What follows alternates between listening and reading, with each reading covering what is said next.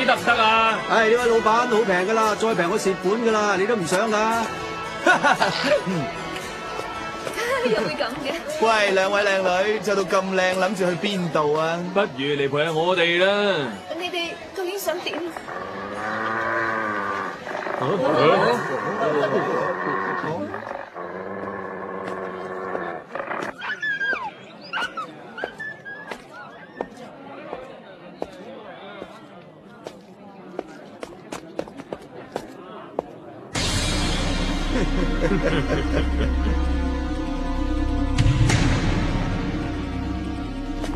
呢個人唔似本地人咁噃。佢個背脊孭住乜嘢啊？梗係好值錢頂啦！居然咁大膽嘅話，哎呀！隻手污糟邋遢，冇資格掂我啲嘢啊！你話咩話？外人嚟到我哋地頭，仲夠膽口出狂言？收咗啦，走啦，走啦！搞分佢！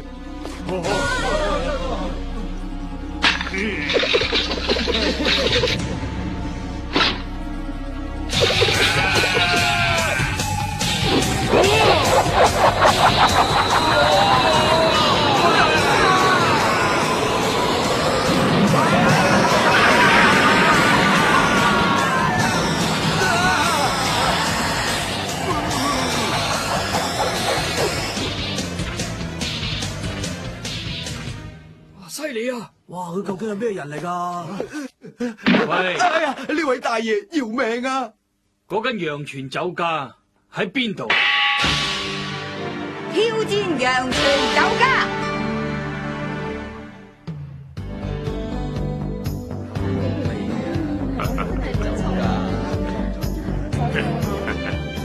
唔該嚟多兩盒春卷啦！知啦，趕齋上你台啦！係。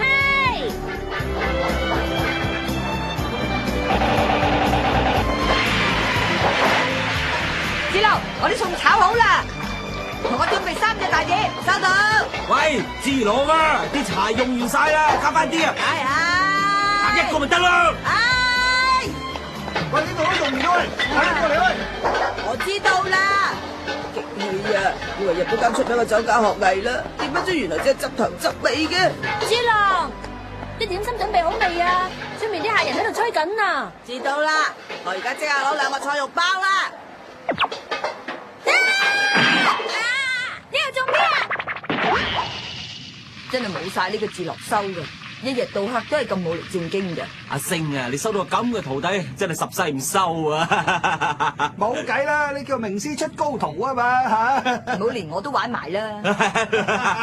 咁多位就嚟收得工噶啦，大家做埋佢啊！係，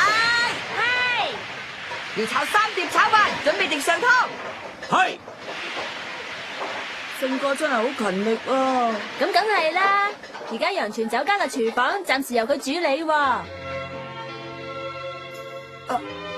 呢條係冇錯，係陽泉酒家嘅鎖匙。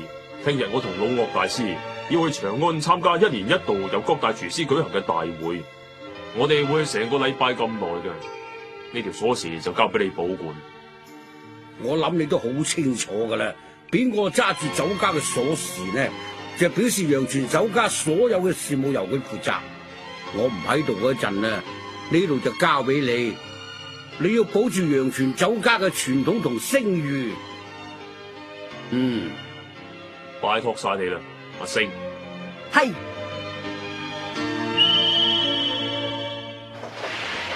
冇幾耐之前，阿星仲係4等廚師，咁快就變到咁有成就咯喎！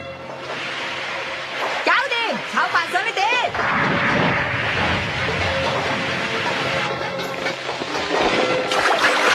快啲啊，唔好要人客等太耐啊！係。多謝晒啊，下次再嚟幫襯啦。哎呀，成身散晒啊！辛苦晒啦，剩翻啲嘢我哋搞得噶啦，你哋執埋啲嘢就走啦。好啊，阿星啊，我哋走先啦，早唞啦。好啦，聽日見啦。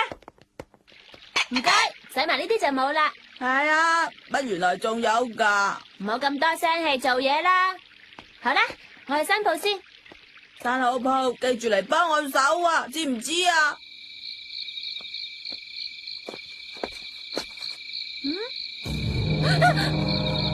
呢間就係陽泉酒家啦。先生唔好意思啊，我哋已經夠鐘閂門噶啦。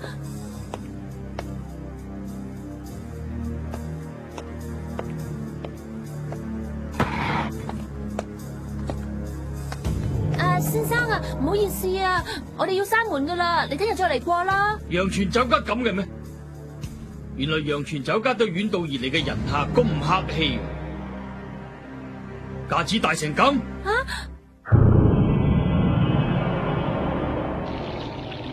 乜隻碟咁鬼大隻噶，整咁大隻做咩？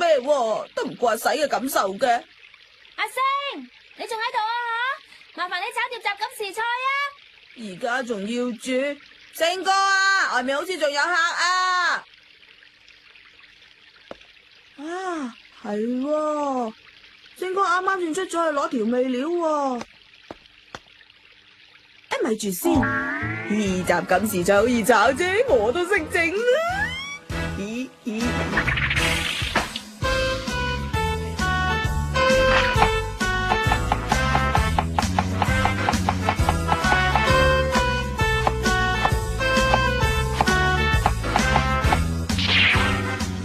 係啦，跟住下一步星哥會點做咧？啊，我記得啦，首先呢，就要用啲蔥同蒜頭爆香個鑊，跟住就落上湯同調味料，然後就落菜。我都有翻兩條散手嘅，煮一兩碗餸對我嚟講濕碎啦。等我俾啲功夫你哋睇啦。咁耐仲未得噶？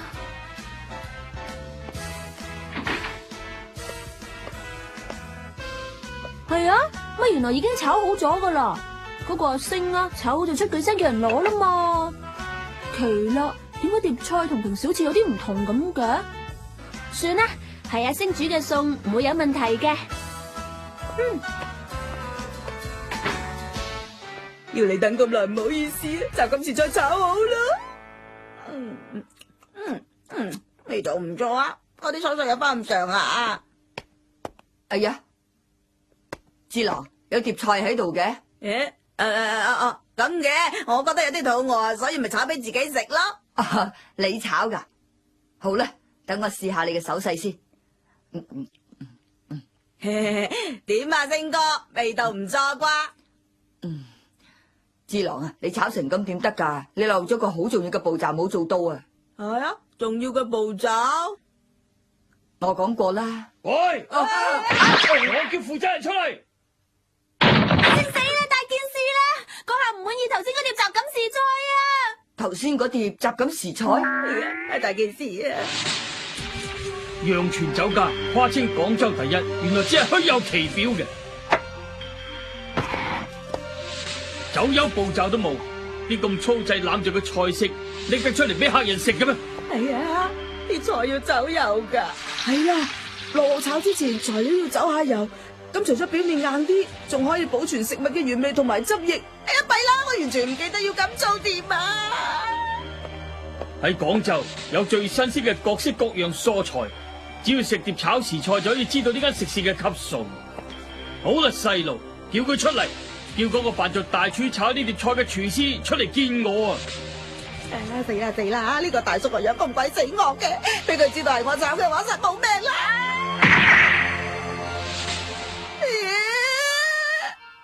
我就係呢間陽泉酒家嘅負責人啊！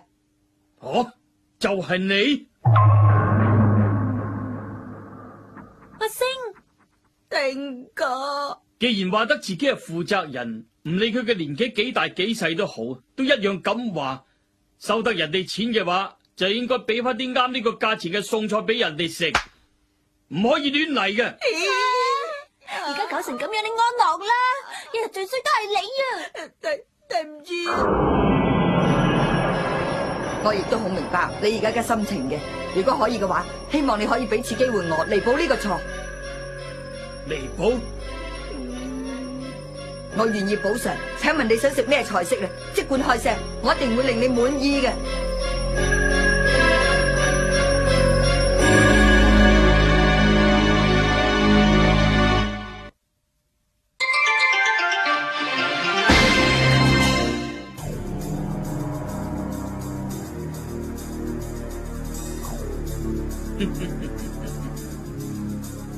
你哋補償。咁好啦，咁樣就用蛋整啲好嘢俾我食啦。好彩啫，我仲以為佢想點添。只係整蛋啫，咁咪易啦。不過整出嚟嘅嘢我係要有限制嘅，所用嘅蛋要有3種。我希望食到3種蛋，味道互相調和嘅菜式。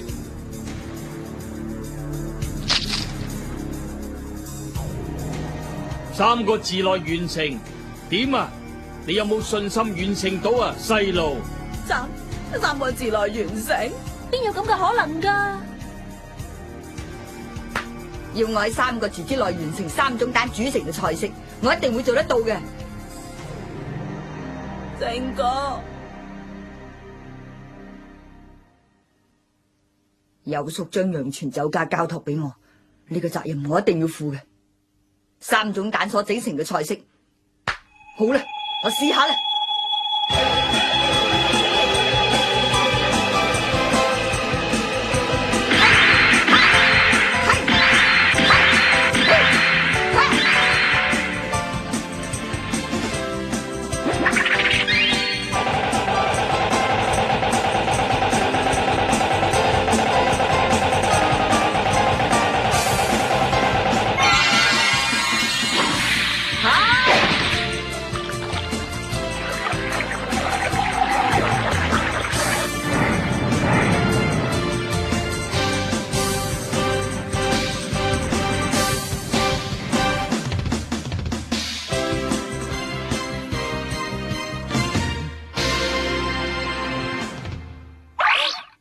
哎呀，頭先嚇死我！今次完全係你闖出嚟嘅禍啊！最衰係你啊！切，講真啦，你頭先夠發覺唔到碟菜我炒噶啦。咩話？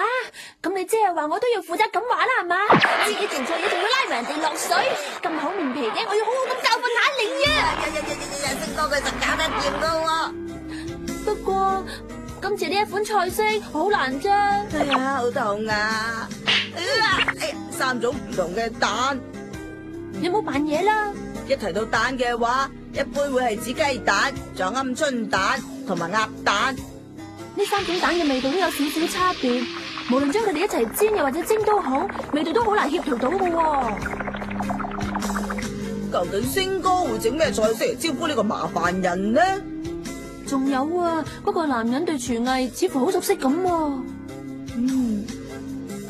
一眼就睇出我炒菜冇走油，仲出條咁難題目俾星哥。仲有啊，佢唔知咩煮咩咧，等我睇下先。志龍，你唔好亂嚟啊！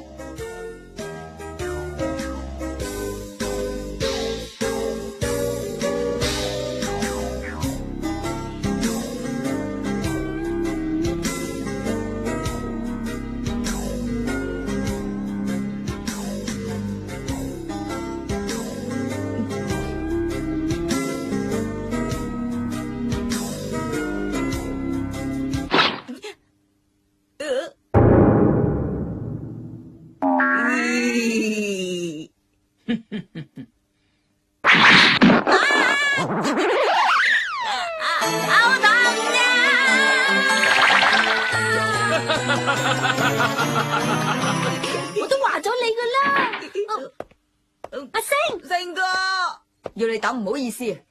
哦，呢度呢啲就係我用3種唔同嘅蛋整成嘅菜式。蒸籠，好啦，打開佢睇下啦。係。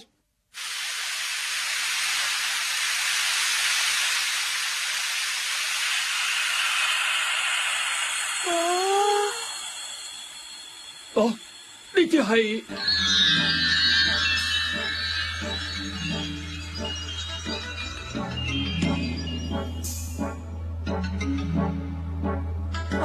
燒賣啊！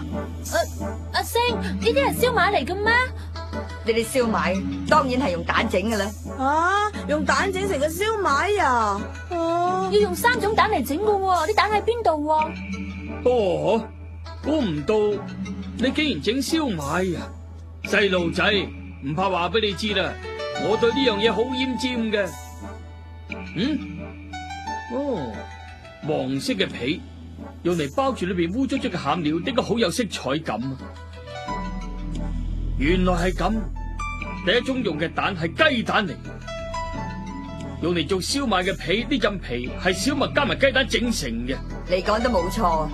至於第二種，你用咗鴨蛋，直接將佢放喺燒賣上邊，切到碎晒黑掹掹嗰啲就係皮蛋嚟嘅。竟然一眼就睇出。星哥，咩係皮蛋啊？哦，將石灰、木炭同埋泥撈埋一齊，再加埋樹葉嘅汁，然後將隻鴨蛋厚厚咁包住，發酵之後就成為皮蛋噶。蛋白會變成黑色嘅啫喱狀，而蛋黃就會凝固，顏色會變成墨綠色。哦，都未食落口就講中其中兩種蛋咯。好啦，第三種會係咩蛋呢？睇嚟要食過先知啦。究竟第三種會係乜嘢蛋嚟？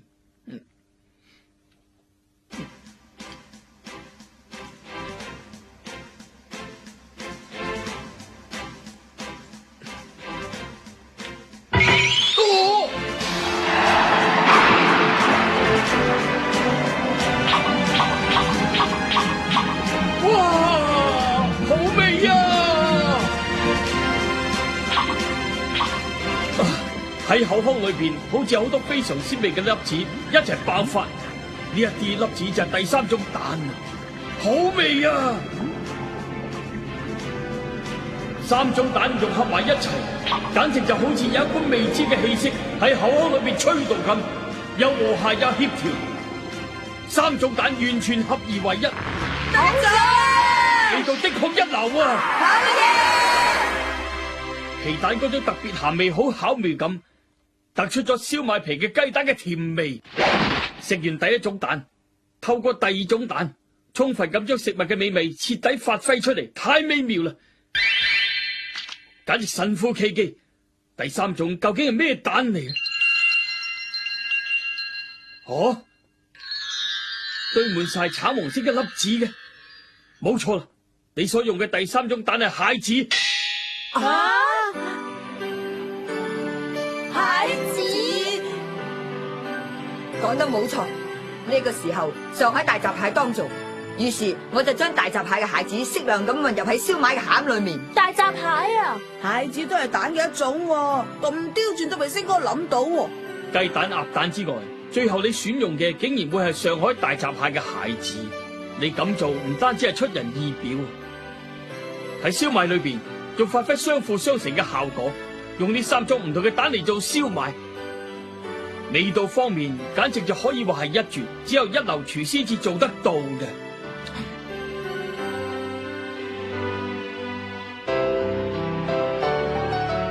仲有烹調嘅時間只係得7分零鐘。細路，係你究竟係咩人？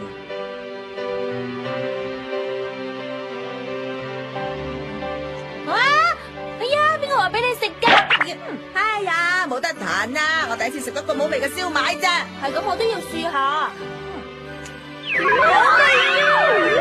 冇錯啦，三蛋混為一體，三種唔同嘅味道配合得好好啊！拜拜星哥啊！呢度有一個咁犀利嘅廚師喺度，唔怪得你哋陽泉酒家會被譽為廣州第一啦。好有趣。人生有好多事就係咁啱得咁巧啊！我個名叫子龍，係山西點心師傅，整燒賣係我拿手好戲，我認咗第二，冇人敢認第一嘅。好，阿星啊，發生咩事啊？乜你仲未走嘅咩？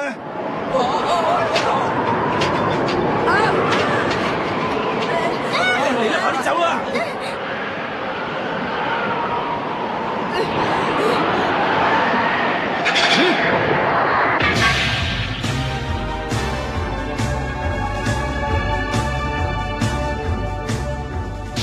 我向你挑戰，遇到一個咁強嘅對手，唔比試個高低，我係唔會安樂嘅。你接唔接受啊，細路？唔係，係特級廚師至啱。